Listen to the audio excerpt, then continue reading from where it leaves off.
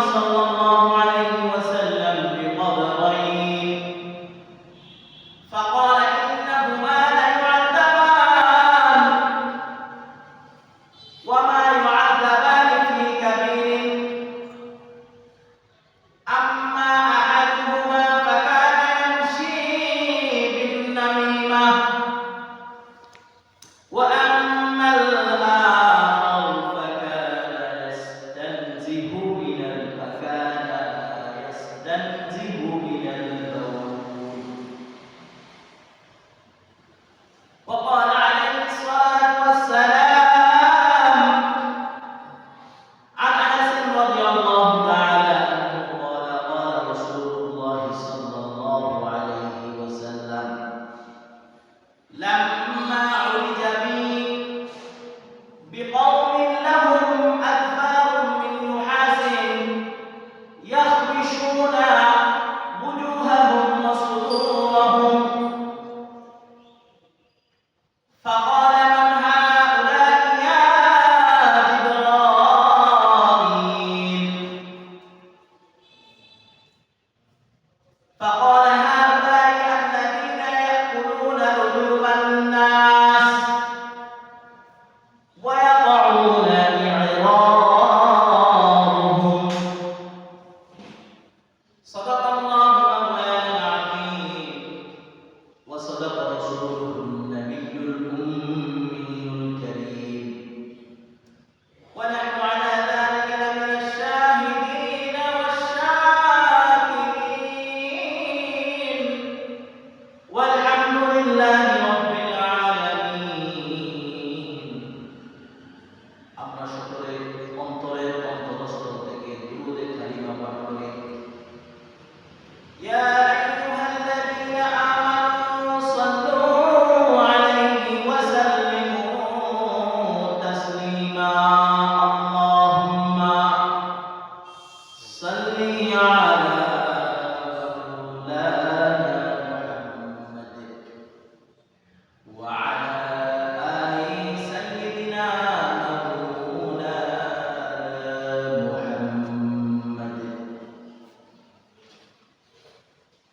حمد ہے سب حمد ہے سب تیرے ذات کبریا کی واسطے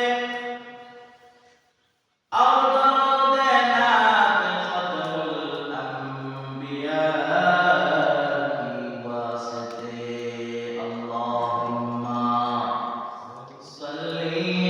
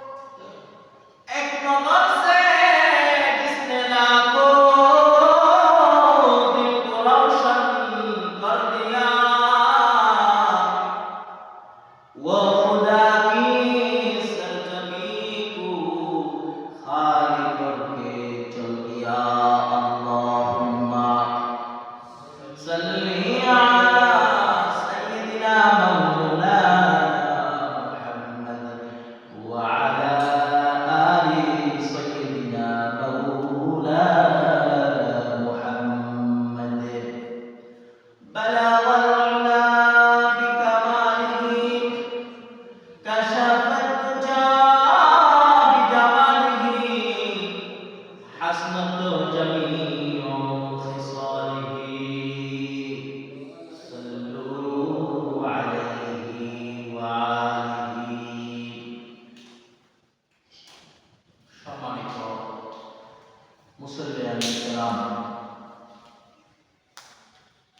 বিশ্বজাহানের পালনকর্তা রব্বুল আলামিন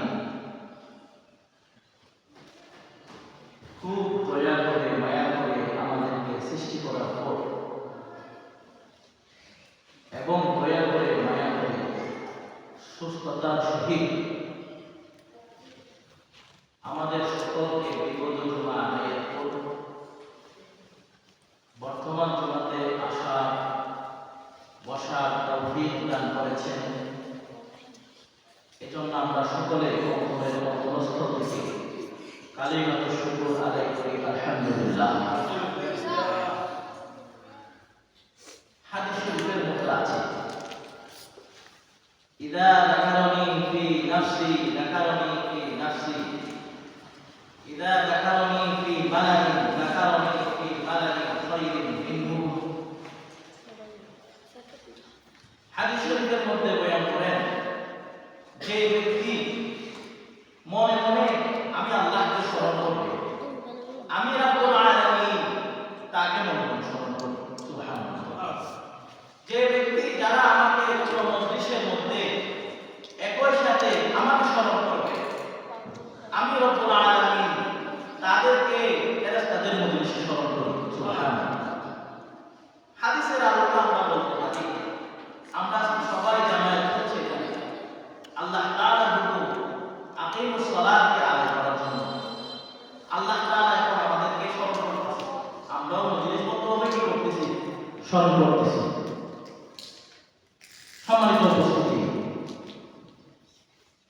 আমরা মনে করি আল্লাহ তাআলার হুকুম বলতে নামাজ, রোজা, হজ, যাকাত, সদকা, খয়রাত, আল্লাহর রাস্তায় জিহাদ করলো, সংগ্রাম করলো, এগুলার নামই ইসলাম। এর বাইরে আর কোনো ইসলাম নাই। আমরা মনে করি আমি নিয়মিত নামাজ পড়ছি, আমি নিয়মিত যাকাত আদায় করছি, আমি আল্লাহ তাআলার জন্য পুরা করছি, আমি হজ করছি, আমি যাকাত আদায় করছি, আমি আল্লাহর রাস্তায় সম্পদ ব্যয় করছি, আমি বুঝি পাক্কা মুমিন হয়ে গেছি। কিন্তু সমাজের মধ্যে নিজেকে মুসলিম দাবি করে আমরা এমন একটা পাপ কাজ প্রতিনিয়ত করছি। এই পাপ কাজ কি এত বেশি হয় পৃথিবীর বুকে আর কোনো পাপ এত বেশি হয় না। এমন একটি পাপ কাজ আমাদের দৈনন্দিন নেশা হয়ে গেছে, যে পাপ কাজটি আমরা না করলে আমাদের পেটের ভাত হজম হয় না। হুজুর এমন পাপ কাজের নাম কি? আমরা এমন একটি পাপ কাজ করি যে পাপ কাজের নাম হচ্ছে গীবত। আমরা এত গীবত করছি, দেখেন এখান থেকে মসজিদে নামাজ পড়ছি, টুপি পড়ছি, কপালে জর্দা বসিয়ে ফেলছি, আমরা নামাজ পড়ছি, এত নামাজ পড়ি, নফল নামাজ আদায় করি, হজ আদায় করি, নফল পূজা সব সময় আল্লাহ আল্লাহ বিধির মধ্যে থাকি, তসবিহ করি। কিন্তু যখন মসজিদ থেকে বের হই তখন পাশের হোটেলে কিংবা চায়ের দোকানে বসে বসে আমরা যদি গীবত না করি আমাদের পেটের ভাতগুলো হজম হয় না। কথা বলেন ঠিক না? গীবত সম্পর্কে আল্লাহ তাআলা কোরআন কারীমের মধ্যে কি বলছে আমরা দেখি। সূরাতুল আহজাবের 12 নম্বর আয়াতে আল্লাহ তাআলা বলেন, ইয়া আইয়ুহাল্লাযীনা আমানু ইজতানিবু কাসীরাম মিনায-যন্ন ইন্না বা'দায-যন্নি ইসম। বাইরে আল্লাহ তাআলা সূরা আহজাবের 12 নম্বর আয়াতে বয়ান করলেন, ও আমার ইমানদার বান্দারা, তোমরা অধিক গুনাহ করা থেকে, অধিক অনুমান করা থেকে, অধিক ধারণা করা থেকে বেঁচে থাকো। কেননা ইন্না বা'দায-যন্নি ইসম। তোমাদের এমন কিছু ধারণা আছে যেগুলো ধারণা সঠিক নয়, সেগুলো তোমাদেরকে গুনাহের দিকে নিমজ্জিত করছে। নাউযুবিল্লাহি মিন যালিক, নাউযুবিল্লাহি মিন যালিক। বাইরে আমার ইন্না বা'দায-যন্নি ইসম। এরপর আল্লাহ তাআলা নির্দেশ দিচ্ছেন, ওয়ালা তাজাসসু। ও আমার ইমানদার বান্দারা, তোমরা একে অপরের পিছনে দুষ্টুমি পূজা নিয়ে ব্যস্ত থাকো না। তোমরা একে অপরের দুষ্টুমি পূজো না, একে অপরের সদাই পূজো না। ওয়ালা ইয়াগতাব বা'দুকুম বা'দা। তোমরা একে অপরের গীবত শেখায়ত করো না। এরপর আল্লাহ তাআলা একটা ধমক দিচ্ছে, আইয়ুহিব্বু আহাদুকুম আন ইয়াকুলা লাহমা আখিহি, তোমরা কি পছন্দ করো লাহমা আখিহি মাইতান ফাকারিহতুমু, তোমরা কি তা পছন্দ করো তোমাদের মৃত ভাইয়ের গোশত পান করাকে তোমরা কি পছন্দ করো? মাইতান ফাকারিহতুমু, সুতরাং তোমরা তাকে পছন্দ করো না। ওয়াত্তাকুল্লাহ ইন্নাল্লাহা তাওয়াবুর রহিম, অতএব এই সমস্ত গীবত শাখায় হরনিন্দা পিছনে পিছনে ত্রুটি পূজাপুজি সহ এবং একে অপরকে অধিক ধারণা থেকে তোমরা বেঁচে থাকো এবং আল্লাহ তাআলাকে ভয় করো। ইন্নাল্লাহা তাওয়াবুর রহিম, নিশ্চয় আল্লাহ তাআলা তওবাকারীদের প্রতি দয়াময় সহায় হবেন। ভাইরা আমার, গীবত সেটা আমাদের একটি নিত্য দৈনন্দিন আমল হয়ে গেছে, এটা একটা আমাদের জন্য নেশা হয়ে গেছে। অথচ গীবত করার কথাও বলবো না। দেখেন ভাইরা আমার, আমরা মনে করি গীবত বলতে বন্দার হক। আপনি বন্দার টাকা মেরে দিয়েছেন, লেনদেনবাজি করেছেন, জমি দখল করেছেন, জব্দ করেছেন, জুলুম করেছেন, এগুলোকে বন্দার হক মনে করেন। অপরদিকে বন্দার গীবত করছেন। বন্দার গীবত করার জন্য আপনি বন্দার প্রতিবাদের প্রমাণিত হয়ে গেছেন। যেরকম আল্লাহ তাআলা বন্দার হককে মাফ করে দিবেন না, অনুরূপভাবে কোনো ব্যক্তি যদি আপনি গীবত করেন, ওই গীবতকারী মাফ না করলে আল্লাহ আপনাকে আমাকে মাফ করবেন না। আউযুবিল্লাহি মিন যালিক। ভাইরা আমার, গীবতকারী সম্পর্কে আমি আপনাদের সামনে অসংখ্য অগণিত হাদিসে কারিমা থেকে দুইটা হাদিস শরীফ পাঠ করেছি। সেখানে একটা হাদিসের মধ্যে বর্ণনা করছেন, একবার সাহাবায়ে কেরামে আল্লাহর রাসূল সাল্লাল্লাহু আলাইহি ওয়াসাল্লাম দুটি কবরের পাশ অবতরণ করছেন। মা রাসূলুল্লাহ সাল্লাল্লাহু আলাইহি ওয়াসাল্লাম বিকবরাইন, আল্লাহ রাসূল সাল্লাল্লাহু আলাইহি ওয়াসাল্লাম একবার দুইটা কবর পাশ দিয়ে হেঁটে যাচ্ছেন। হেঁটে যাওয়ার সময় আল্লাহ তাআলার পক্ষ থেকে আল্লাহ রাসূল সাল্লাল্লাহু আলাইহি ওয়াসাল্লামের কাছে ওহী আসছে। ওহীর মাধ্যমে মায়া নবী জানতে পারছেন যে এই কবরের মধ্যে আযাব হচ্ছে। তখন সাহাবায়ে কেরাম জিজ্ঞাসা করলেন, ইয়া রাসূলুল্লাহ, এদের কবরে আযাব হওয়ার কারণ কি? ইন্নাহুমা লা ইউআযাবান, আল্লাহ রাসূল বলেন এদের কবরে আযাব হচ্ছে। কেন আযাব হচ্ছে? মা ইউআযাবান ফি কাবীর, বড় কোনো কারণে তাদের কবরে আযাব হচ্ছে না। তারা ছোট্ট ছোট্ট দুইটি পাপ করেছে। পাপগুলো কি? আম্মা আহাদুহুমা ফাকানা ইয়ামশি বিন-নামিমা, তারা দুনিয়াতে বড় কিছু পাপ করে নাই। তারা দুনিয়াতে ফাকানা ইয়ামশি বিন-নামিমা, পিছনে পিছনে তার আপনা ভাইয়ের সমালোচনা করেছে, সমালোচনা করেছে, গীবত করেছে। সেজন্য তাদের কবরে আযাব হচ্ছে। ভাইরা আমার, ওয়াম্মাল আখারু ফাকানা লা ইস্তানজিহু মিনাল বাউল, তাদের দুইজনের কবর আযাব হচ্ছে। একজনের কবর আযাব হচ্ছে কেন? ওই ভাই উনি আপনা ভাইয়ের সমালোচনা করেছে, গীবত করেছে, পরনিন্দা করেছে, পিছনে পিছনে আলোচনা সমালোচনা করছে। সেজন্য আল্লাহ তাআলা তার কবরে আযাব দিচ্ছেন। অপরদিকে আরেক ভাই, তিনি যখন পেশাব করতেন, পেশাবের চিন্তা তার কাপড়ে পড়ার থেকে পরহেজ করে নাই, সেজন্য তার কবরে আযাব হচ্ছে। মুসাফির হার কো জানা সদে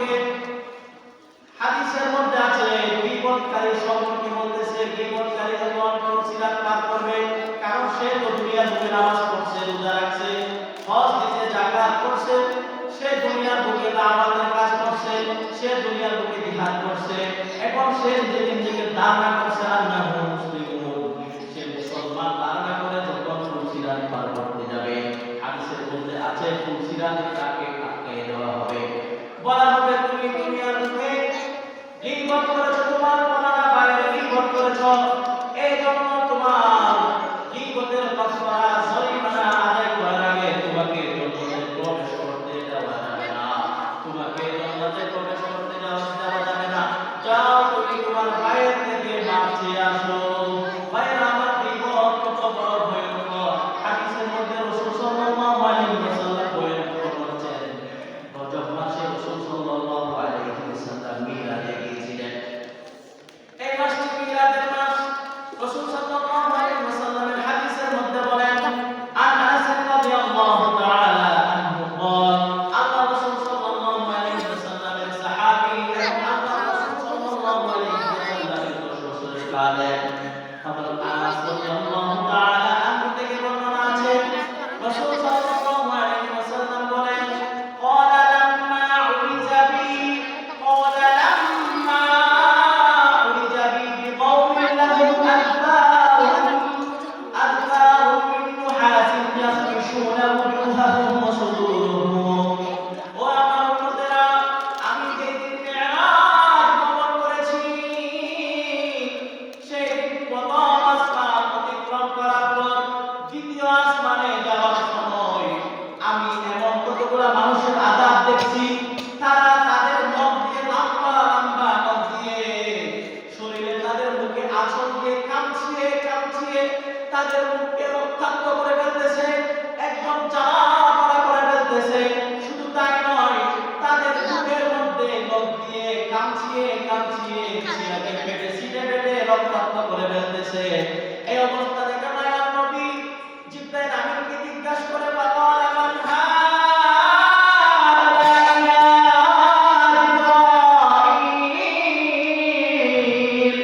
ও আমার ভাই জিবরাইল এরা কারা তাদের উপর কেন এত আযাব হচ্ছে জিবরাইল আমিন বলে ফাকাল হাউলাই আল্লাযীনা ইয়াকুলুনা লুহমান নাস ইয়া রাসূলুল্লাহ এরা তো ওরা যারা দুনিয়ার বুকে আপনা ভাইয়ের গোশত ভক্ষণ করেছে আপনা ভাইয়ের গোশত খেয়েছে সেজন্য তাদের উপর আল্লাহ তাআলা আযাব করতেছেন এরপরে আরো কিছু মানুষ দেখা যাচ্ছে তাদের সম্পর্কে বলতেছে এরাও তো কামছিয়ে তাদের মুখে রক্তাক্ত করে ফেলতেছে একদম জাজরা করে ফেলতেছে বুক জাজরা করে ফেলতেছে তাইলে ওরা কারা ওয়ায়াকুনা ফি আরাদিহিম ইয়া রাসূলুল্লাহ আমরা তো তারা যারা দুনিয়ার বুকে মানুষের পিছনে পিছনে সদরা করত শুধু তাই নয় মানুষের ইজ্জত সম্মানকে নষ্ট করে দিত ও ভাইরা আমার যারা দুনিয়ার বুকে ইজ্জত সম্মানকে লুণ্ঠন করে তাদের জন্যও কাল কিয়ামতের মাঠে সে আযাব রয়েছে ভাইরা আমার হাদিস পড়তে গিয়ে গত কয়েক বছর আগে একটি ঘটনা আমার মনে পড়ে গেছে এদেশের লক্ষ কোটি মানুষের হৃদয়ের স্পন্দন ইসলাম মুসলমানের উনি একজন আমাদের পক্ষ থেকে রাহবার তার নাম হচ্ছে শাইখুল হাদিস ইবনে শাইখুল হাদিস আল্লামা মামুনুল হক সাহেব নাম শুনছেন আজ থেকে 3 বছর আগে স্বৈরাচার সরকারের আমলে জগরাটের কসাই মোদি যে মোদি ভারতের প্রধানমন্ত্রী আমার আপনার ভাইয়ের রক্ত নিয়ে হয়ে গিয়েছিল আপনাদের মনে আছে আপনারা বই পান নাকি মুসলমান আল্লাহ ছাড়া কাউকে বই পাই না কথা বলেন ঠিক কিনা মুসলমান এই সিংহের জাত খালিদ বিন ওয়ালিদের উত্তরসূরি তারা কাউকে বই করে না মুসলমান তো আবু বকরের গোষ্ঠী মুসলমান তো ওমরের গোষ্ঠী মুসলমান তো উসমানের গোষ্ঠী মুসলমান তো হযরত আলীর গোষ্ঠী তারা পৃথিবীর বুকে কাউকে বই করে না কথা বলেন ঠিক কিনা ভাইরা আমার এখানে বই করে কিচ্ছু নাই আল্লাহ তাআলা আমাদেরকে সৃষ্টি করেছেন অনেক আদর করে দয়া করে মায়া করে ওয়ালাকাদ কাররামনা বানি আদম তিনি আমাদেরকে সরাসরি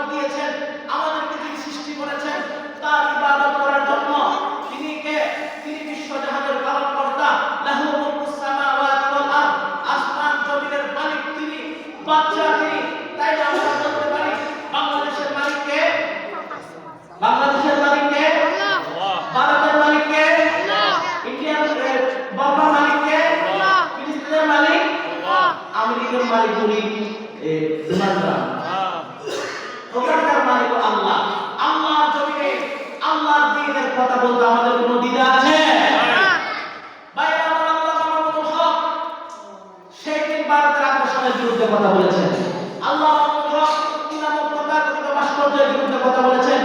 আল্লাহ মামুনুল হক জগন্নাথের কষায় নদী যে বাবরি মসজিদকে ভেঙে মন্দির করে তাম বাংলাদেশের সারা দুনিয়ার মুসলমানের হৃদয়ে আগুন দিয়েছে, সেই কষায় নদীর আগুনের বিরুদ্ধে সংগ্রাম করেছেন আমার আপনার হৃদয়ের স্পন্দন মামুনুল হক। তার কোনো উদ্দেশ্য ছিল না, তার উদ্দেশ্য ছিল ইসলাম মুসলমানের মানকে সমন্বিত করা। কথা বলেন ঠিক কিনা? সেই দিনে স্বৈরাচার আমার আপনার হৃদয়ের স্পন্দন শাইখুল হাদিসকে সে নারায়ণগঞ্জের রিসোর্টে তার স্ত্রীর সাথে একান্ত সময় কাটানোর সময় তার ইজ্জতকে নষ্ট করেছে, লুণ্ঠন করেছে। আমরা বলতে পারি এই হাদিস সত্য, এই হাদিস থেকে স্বৈরাচার কোনোভাবে ছাড় হবে না। কথা বলেন ঠিক কিনা? আল্লাহু রাব্বুনা মুহাম্মাদ নাবিয়ুনা, আল্লাহু রাব্বুনা মুহাম্মাদ নাবিয়ুনা, নাহনু মুতিউহুমা, নাহনু কুল্লুল হিজবুল্লাহ, নাহনু মুতিউহুমা, নাহনু কুল্লুল হিজবুল্লাহ, লা নাখাফু ইল্লাল্লাহ, লা নাখাফু ইল্লাল্লাহ, লা ইলাহা ইল্লাল্লাহ, ওয়া'তাসিম বিহাবলিল্লাহ, ওয়া'তাসিম বিহাবলিল্লাহ। আল মুজাহিদ ফি দীনিল্লাহ, আল জিহাদু সাবিলুনা, মুজাহিদ ফি দীনিল্লাহ, আল জিহাদু ফি সাবিলিল্লাহ, মুকিমু ফি দীনিল্লাহ, লা ইলাহা ইল্লাল্লাহ। সবাই বলে মুকিমু ফি দীনিল্লাহ, লা ইলাহা ইল্লাল্লাহ।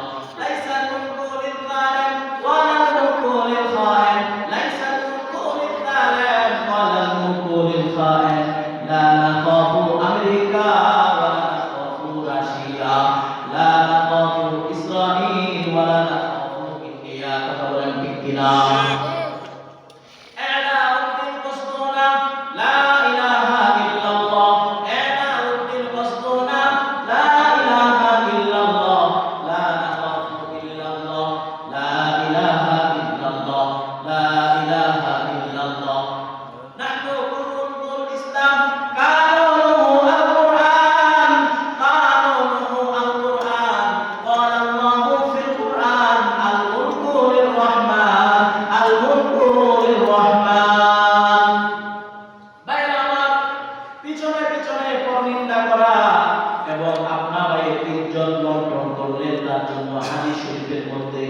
এমন একটি ভয়ঙ্কর আযাব নির্ধারণ করেছে।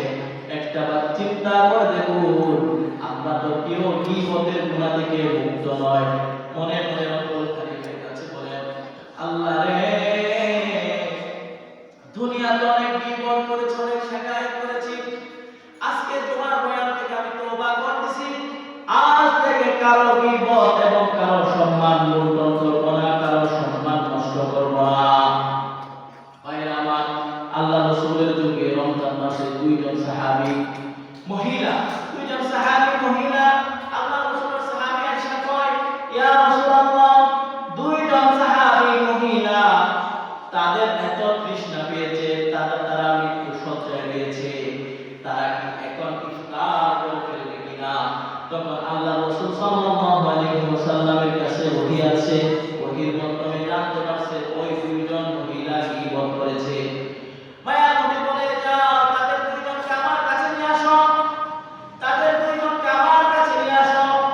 আনার পর মায়া নবী তারা দুইজনের জন্য দুইটি পাখি নিয়েছে, পানপত্র নিয়েছে।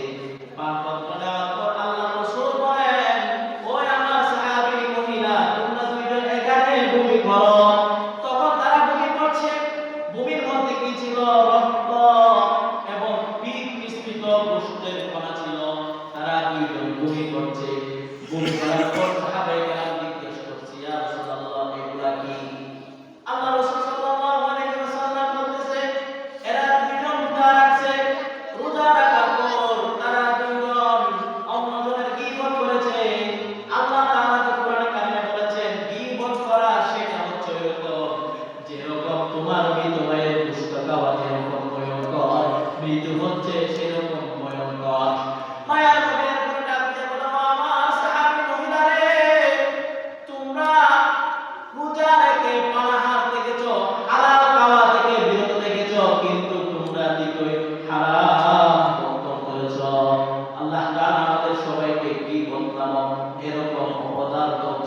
বাঁচায় রাখো, আল্লাহুম্মা আমিন। ভাইরা আমার, আল্লাহ রাসূল সাল্লাল্লাহু আলাইহি ওয়াসাল্লাম তাবী ছিল, তার নাম ছিল বিরয় রাহমাতুল্লাহি আলাইহি। তিনি বলতেছেন, একদিন এক মজলিসে আমি হাজির হয়েছি। হাজির হওয়ার পর সেই মজলিসের মধ্যে গিয়ে আমি দেখি সেখানে প্রচুর পরিমাণে গীবত চলতেছে। গীবত চলার কারণে আমি তাবীর প্রথমে গিয়ে সেখান থেকে মজলিস থেকে উঠে চলে আসছি। একটু পর চিন্তা করলাম, এখন কোথায় গীবতের মজলিস শেষ হয়ে গেছে। একটু করে যেয়ে দেখি সেখানকার অবস্থা কেমন, যে দেখি কি কই গীবত শেষ হয়ে গেছে। এরপর ওই তাবী মজলিসের মধ্যে বসে গেল, আবার গীবত শুরু হয়ে গেছে। এখন তাবী লজ্জার কারণে আর উঠতে পারতেছে না। পরে ওই তাবী সেই মজলিসে বসে গেল। বসার পরে দুই একটা কথা তাদের সাথে একটু সওয়াল দিচ্ছে। সওয়াল দিতে তুমিও দুই একটা গীবত করে ফেলেছেন। এরপর ঘুমাইছে। ঘুমের মধ্যে স্বপ্ন দেখে খাওয়া কুচ্ছি একজন মানুষ, একটা ডালার মধ্যে কতগুলা গোশত নিয়েছে। গোশতগুলো দূর থেকে দেখতে শুকরের গোশত মতো লাগে। শুকরের গোশতগুলো তার কাছে নিয়ে আসছে। আমার পর বিরয় তাবীকে ওই তুচ্ছ মানুষ বলে, তুমি এই গোশতগুলো পান করো। বিরয় সাহাবী বলে, এই মানুষ, এই আপনার বান্দা, আমি তো একজন মুসলিম, আমি আমার এই শুকরের গোশত কেমনে আমি পান করব? তখন ওই ব্যক্তি বলে, তোমাকে এই গোশত পান করতে হবে। এরপর জোর করে ওই তাবীর মুখের মধ্যে সেই গোশতগুলো পান করিয়ে দিয়েছে। তাবী তৎক্ষণাৎ ঘুম থেকে উঠে গেল, তার থেকে ভূমি ভাব হয়েছে এবং তার নাকের মধ্যে একটা শুকরের গন্ধ লাগে। এই একটুখানি ইমান করার কারণে ওই ব্যক্তি 30 দিন পর্যন্ত সেই শুকরের গোশতের যে আওয়াজ ছিল সেই আওয়াজগুলো পেয়েছে। নাউযুবিল্লাহি মিন যালিক। ভাইরা আমার, গীবতটা আমাদের জন্য অভ্যাস হয়ে গেছে। গীবত থেকে বাঁচার উপায়, আমরা গীবত থেকে কেমনে বাঁচবো? বলতেছে যে যারা সুফিয়ানে কেরাম আছে তারা বলে কি, যখন গীবত করবে তখন বেশি নিজের মায়ের গীবত করবে, যাতে তোমার সওয়াবগুলো অন্যজনের কাছে না গিয়ে তোমার মায়ের কাছে যায়। এটা তোমার জন্য অনেক বড় উপকার হবে। যখন তোমার গীবত করার ইচ্ছা করবে তখন তুমি নিজের দুর্বলতাগুলো স্মরণ করবা, তোমার নিজের কি দুষ্টুটি আছে সেগুলো মনে করবা। তখন তোমার থেকে আর গীবত করা হবে না। বাইরে আমরা এখন তাইলে কথা শুনে হুজুর আপনারা যে মাহফিলে স্টেজে এই সমস্ত নাস্তিক, মুরতাদ, ভ্রান্তবাদী, কাদিয়ানী এদের বিরুদ্ধে কথা বলেন, এগুলা কি গীবত হবে না? বাইরে আমার গীবত দুই প্রকার, কতগুলো গীবত হারাম আর কতগুলো গীবত আছে সেগুলো জায়েজ, শুধু জায়েজ না, অনেক সময় ফরজের মধ্যে পড়ে যায়, অনেক সময় ওয়াজিবের মধ্যে পড়ে যায়। যেমন এক শ্রেণী বাংলাদেশে আহমদিয়া মুসলিম জামাত আছে, যাদেরকে কাদিয়ানী নামে পরিচিত। কাদিয়ানী ছিলেন? হ্যাঁ, কাদিয়ানী ছিলেন। এই কাদিয়ানী এরা আমাদের রাসূল সাল্লাল্লাহু আলাইহি ওয়াসাল্লাম, আমাদের খলিফাকে তারা বিশ্ব নবী হিসেবে স্বীকৃতি দেয় না। মা কানা মুহাম্মাদু আবা আহাদিন মিন রিজালিকুম ওয়ালাকিন রাসূলুল্লাহি ওয়া খাতামান নবিয়্যিন। কাদিয়ানী এরা আমাদের নবীকে শেষ নবী হিসেবে স্বীকৃতি দেয় না। তারা মনে করে আমাদের নবীর পর আরেকটা নবী আছে, সেই নবী হচ্ছে গোলাম আহমদ কাদিয়ানী। নাউযুবিল্লাহি মিন যালিক। আনা খাতামুন নবিয়্যিন লা নবিয়্যা বা'দি। আমার রাসূল বলে আমার পরে আর কোনো নবী আসবে না। লাউ কানা নবিয়্যান লাকানা উমর। আমার পরে যদি আর কোনো নবী আসতো তাহলে হযরত উমরই নবী হতো। ভাইরা আমার, হাদিস এবং আয়াত থেকে আমরা বলতে পারি নবুয়ত শেষ হয়ে গেছে, আর নবুয়তের কারো উপর নবুয়ত আসবে না। ছাড়া এই শেষ করে এসে আখির জামানায় আমার নবীর পর নবী আছে মনে করবে, তারা কেউ মুসলিম হতে পারে না, তারা সবাই টাটকা কাফের। কথা বলেন ঠিক কিনা? ভাইরা আমার, কাদিয়ানী কাফের। কাদিয়ানী কি? কাফের। যারা কাফের মনে করবে না তারাও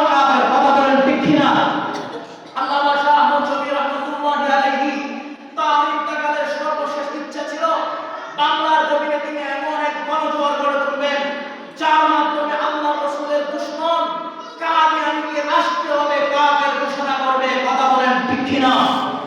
আগামীতে আমাদের আমিররা, আমাদের নেতারা আল্লাহুল হক ফজলুল করিম ডক্টর শফিকুর রহমান যেদিন ডাক দিবে, সেদিন আমরা সবাই চেপে পড়বো, সেদিন আমাদের রসুলের দুশমন কাফের থেকে কাফের ঘোষণা করবো। কথা বলেন ঠিক কিনা? এই কাফের যে কাফের, এগুলো আপনাদেরকে বলা খরচ। এরপরে দেখবেন আরেকটা জমাত বের হয়েছে, ইদানিং তো আজকে থেকে তাবলীগ জামাতের ইসলাম শুরু হয়েছে।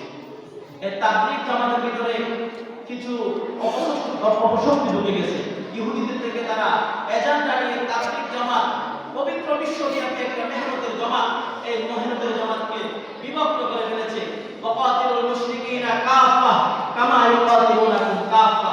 আল্লাহ তাআলা বলেছেন তোমরা সবাই সংঘবদ্ধ হয়ে আল্লাহর রাস্তায় কাজ করো, যেরকম কাফেররা সংঘবদ্ধ হয়ে তোমাদের বিরুদ্ধে কাজ করে। এই তাবলীগ জামাত ছিল একটি পবিত্র জামাত, যারা লম্পট সন্ত্রাস চাঁদাবাজদেরকে আল্লাহর রাস্তায় আইনা মসজিদমুখী করত, আল্লাহওয়ালা করত। এরকম একটি পবিত্র জামাতে ইহুদিদের লাগিয়ে ঢুকে গেছে, যার কারণে বিভক্ত করে ফেলেছে। এখন তাদের নাকি উলামায়ে কেরাম লাগে না। ভাইয়েরা আমার, উলামায়ে কেরাম ছাড়া ইসলাম চলে না। কথা বলেন ঠিক কিনা? যে জামাতে উলামায়ে কেরাম থাকবে না, সেই জামাত তাবলীগ জামাত হতে পারে না। কথা বলেন ঠিক কিনা? ভাইয়েরা আমার, এই তাবলীগ জামাত কতটা গুরুত্বপূর্ণ একটাবার চিন্তা করে দেখো। শেষ বয়সে এসে গেছে, এখন একজন ভাই কালিমা জানে না, নামাজ জানে না, রোজা জানে না, কোরআন পড়তে জানে না, তার থেকে ইসলাম সম্পর্কে জানতে ইচ্ছা করতেছে, কোরআন শিখতে ইচ্ছা করতেছে। এখন ওই ব্যক্তি কোরআন শেখার জন্য যাবে কোথায়? আপনাদের পাশের আজকাল কি ভর্তি করাবে? নুরানি মাদ্রাসায় ভর্তি করাবে? আরে কোরআন শিখতে যাবে কোথায়? এই আল্লাহর রাস্তায় যায়। আমি একবার চিন্তার জন্য তাবলীগে গিয়েছিলাম। সেই তাবলীগে যাওয়ার সময় এমন একজন মুরব্বি পেয়েছি, ওনার বাড়ি ছিল বাঁশখালীতে। সেখানে আসার পর বলে, হয়তো ভাই আমার একটু কালিমা শাহাদাতটা শিখা, কলমাটা শিখা, আমার সূরা শিখা। ওই ব্যক্তির বয়স 17 বার বেড়ে গেছে, এখন আর শিখানোর তো বয়স নেই, তিনি শিখার জন্য গেছে। আমি একদিন জিজ্ঞাসা করি, মুরব্বি আপনি তো এটা তাবলীগ আসছেন দিন শিখার জন্য, গোসলের বয়স কয়টি জানেন? তখন মুরব্বি আমার কয়, হ্যাঁ জানি, আমরা কাছে শুনছি। কি শুনছ?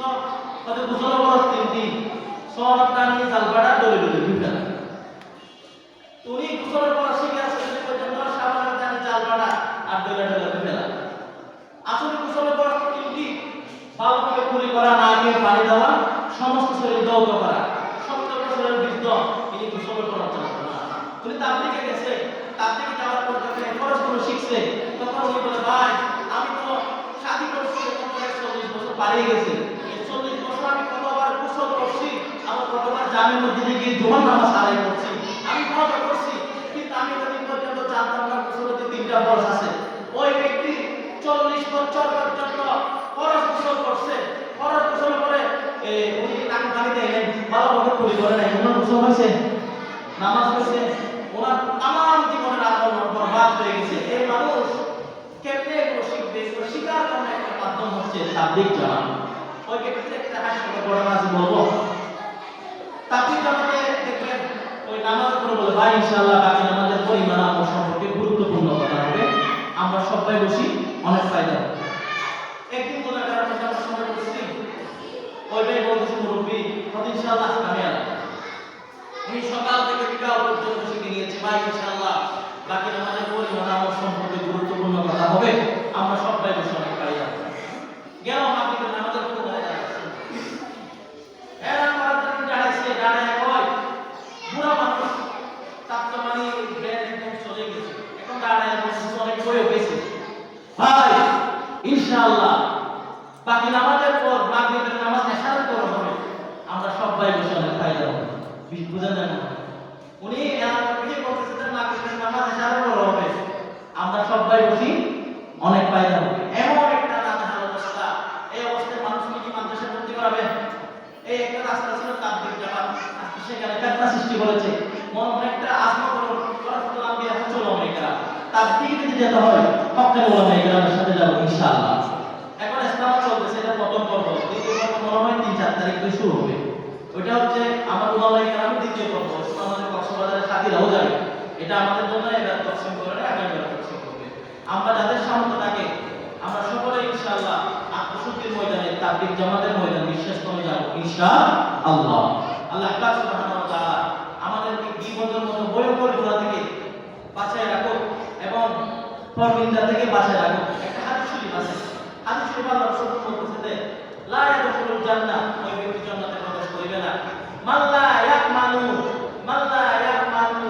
জারহু বাওয়াহিবাহু, যে ব্যক্তির কাছে তার প্রতিবেশীরা তার জুলুম থেকে রাহাই পায় নাই, অত্যাচার করে প্রতিবেশীর উপরে, ওই ব্যক্তি কখনো জাহান্নামে প্রবেশ করবে না। আল্লাহ সুবহানাহু ওয়া তাআলা লা তাকাবারু ওয়া লা তাহাসাদু ওয়া লা তাতাবারু ওয়া কুনু ইবাদাল্লাহি ইখওয়ানা, তোমরা পরস্পর হিংসা ফাসাদ করিও না, ঝগড়াঝাটি করিও না, একে অপরের দুশমনি করিও না, ওয়া কুনু ইবাদাল্লাহি ইখওয়ানা, ও আল্লাহর বান্দারা তোমরা পরস্পর ভাই ভাই হয়ে যাও। ইন্নামাল মুমিনুনা ইখওয়া, আল্লাহ তাআলা বলেন সমস্ত মুসলমান ভাই ভাই, ফাআসলিহু, তাদের কোনো ভুল ত্রুটি থাকলে সেটা তোমরা সমালোচনা করবে না, সেটা তাদেরকে শুদ্ধ করে দিবা, তাদেরকে আত্মশুদ্ধি করে দিবা, তাদের পরিশুদ্ধ করে দিবা। আমরা সব জায়গায় বলি কেন ইখওয়া, ফাআসলিহু, কাজটা এটা আমাদের প্রত্যেক মুসলমানের নৈতিক দায়িত্ব। আল্লাহ পাক সুবহানাহু ওয়া তাআলা আমাদেরকে এরকম একটা বড় কবিরা গুনাহ গীবত থেকে হেফাজত করুন। ওয়া মা তাওফীকি ইল্লা বিল্লাহ। আমরা যারা সুন্নাত পড়ি না সকলে সুন্নাত পড়ি।